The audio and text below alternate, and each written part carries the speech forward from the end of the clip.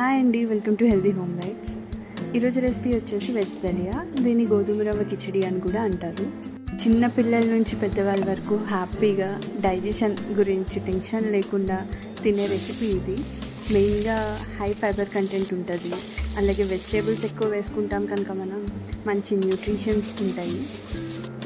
ఈ వీడియో చూస్తూ డిస్క్రిప్షన్లో ఉన్న రెసిపీ ఫాలో అవుతూ చేసేసుకుంటే ఈజీగా అయిపోతుంది.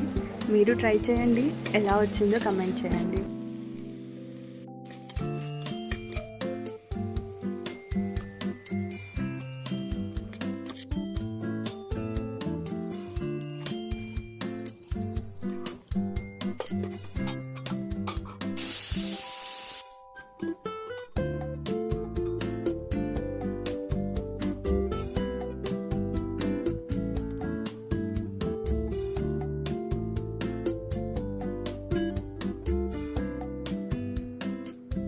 Do like, share and subscribe Healthy Home Bites. Thank you.